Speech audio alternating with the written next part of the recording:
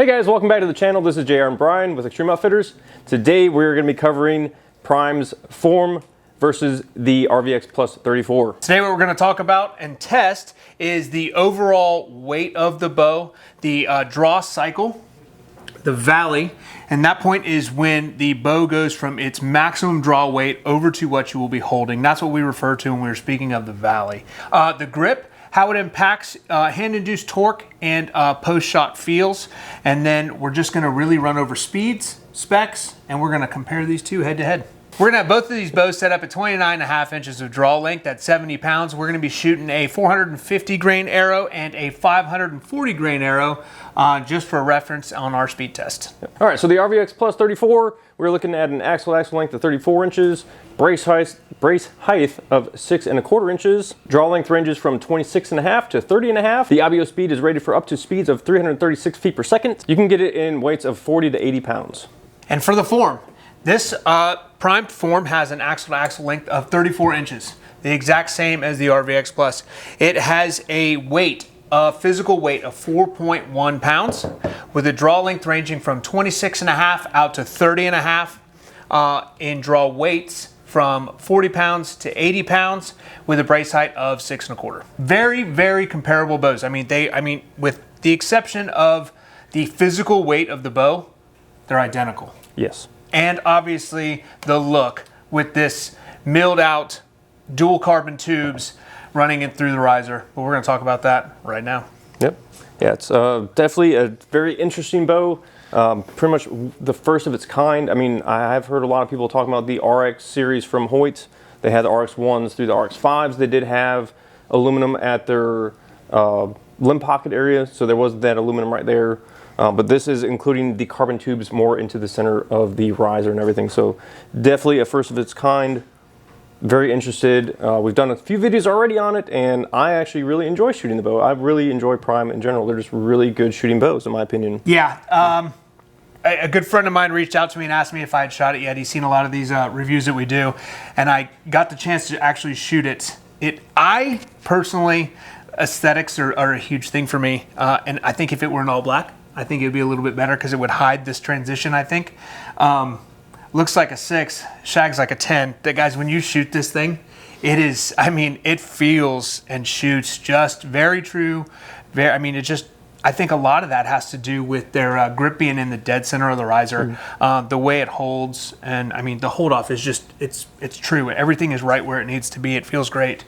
I really enjoy shooting Prime. I think there's a lot of things in here that make it what it is. The thickness of the limbs, they're a lot thicker than a lot other companies.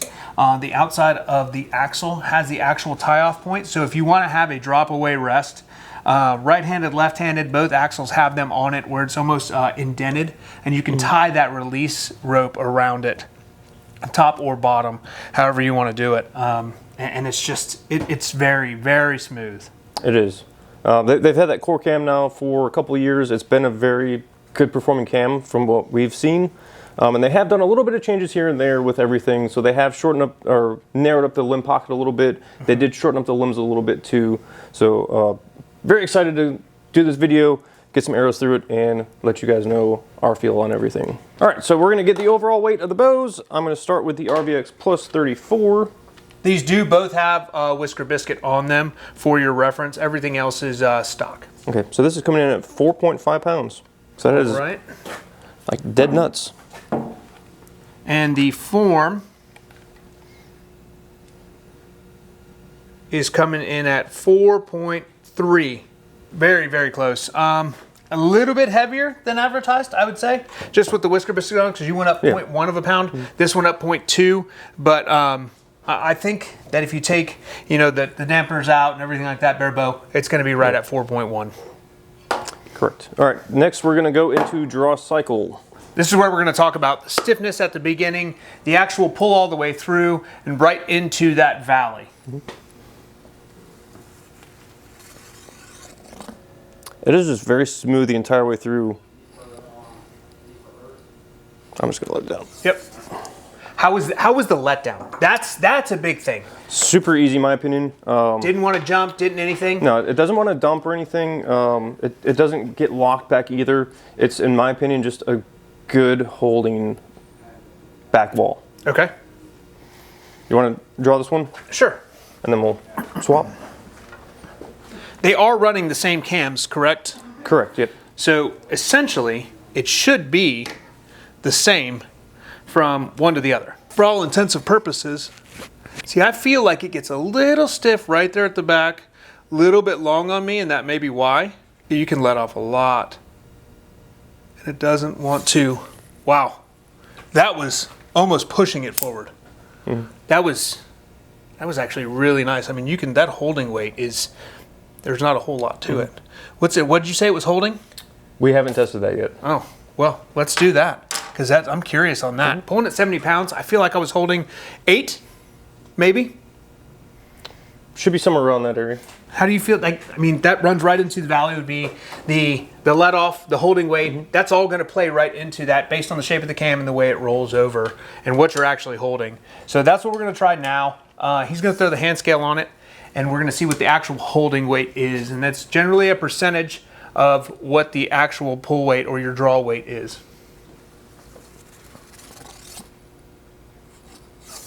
Yeah, for me, it's kind of wanting to dump there. So I got 70.4 holding 10.5. 10.5. Yeah. So,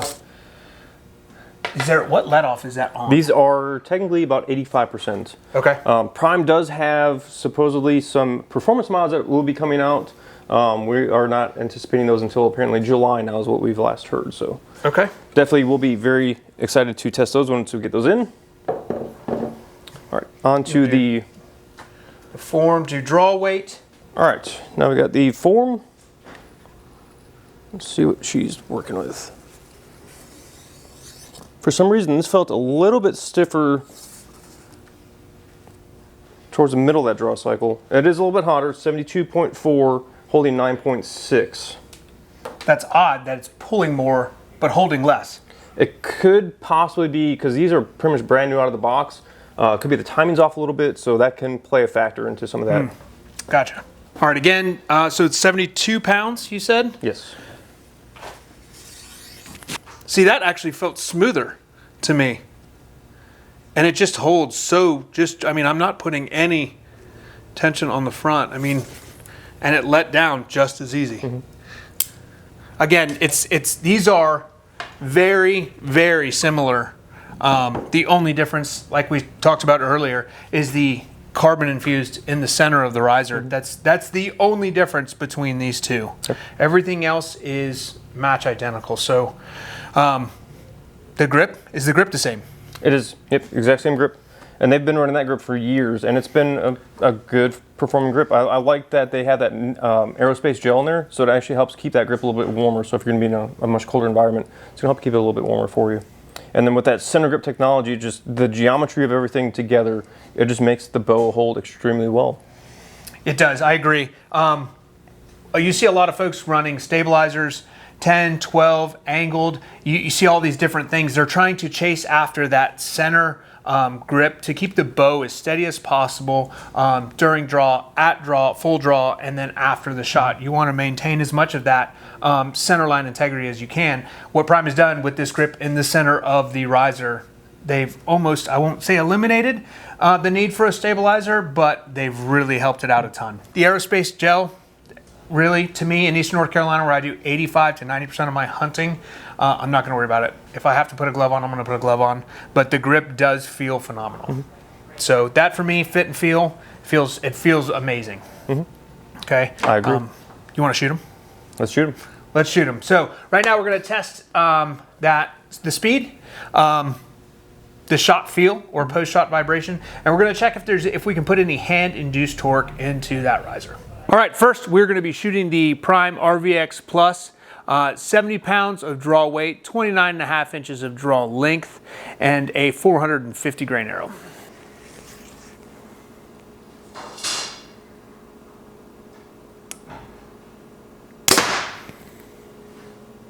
$282.4. That's moving at 450 grains. That's pretty good. That For a 275 to 300. For a 34-inch axle bow, that's good. Yeah. Shot 2.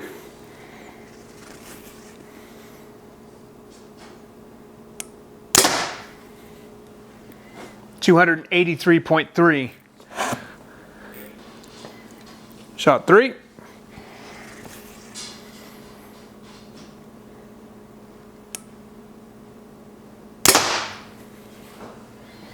$283.3, so very consistent. 283 is the average of 3 at 450 grains, 34-inch axle bow, guys. That's cooking fast. So now we're gonna put the 540 grain arrow through it. We're gonna let JR shoot her 3 times, and then we'll move on to the form. All right, guys. So we got the RVX Plus 34. I've got that 540 grain arrow. I'm gonna do it at 29.5, 70 pounds.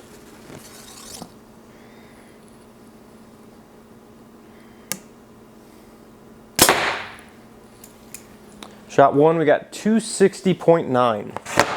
Not bad. All right, shot number 2.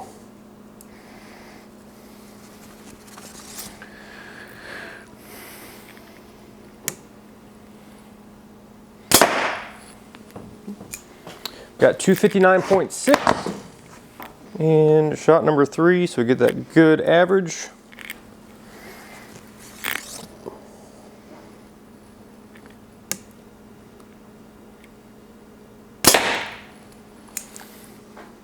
Shot number 3, 268.7. Now we're gonna move on to the form, and we're gonna do the 450 grain arrow. 72 pounds is what it was pulling at 29.5.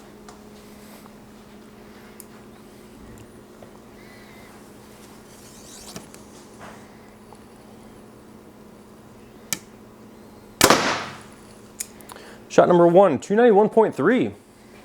That is a little bit faster, I believe, than what the RVX Plus was shooting. Yeah, it was at 283. Yeah. Shot number 2.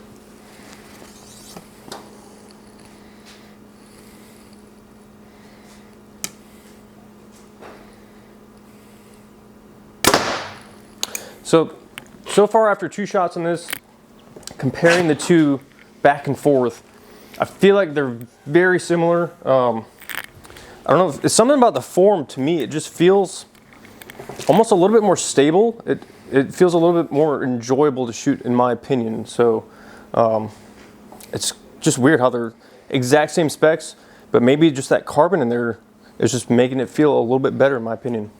I'm trying to be as unbiased as possible as well. Draw cycles are very, almost identical.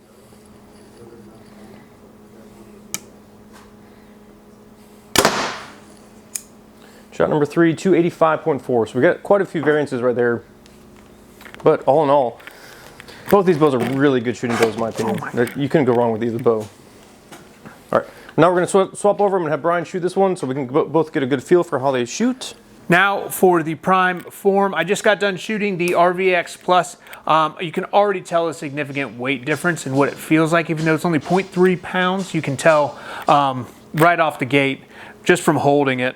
Shot 1 with a 540 grain arrow, 70 pounds, 29.5 inches of draw length in the Prime Form.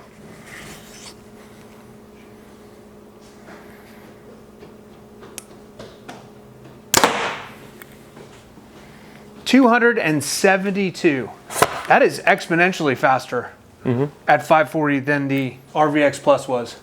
Let's double check that. Sometimes the Garmin gets a little wonky when you change arrow weights rapidly like that.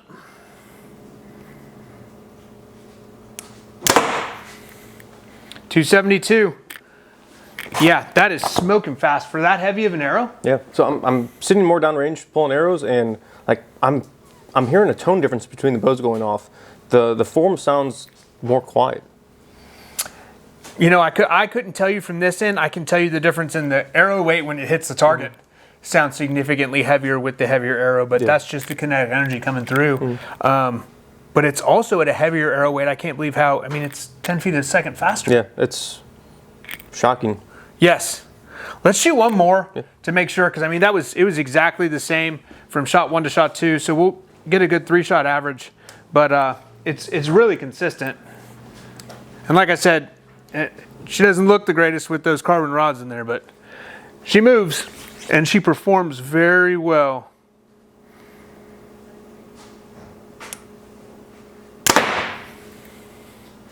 $261. So that's more on par with what we were seeing out of the RVX Plus. That's odd. Let's do one more just to verify, because like I said, that's that 10 feet a second difference that we were seeing. So we're going to do another one.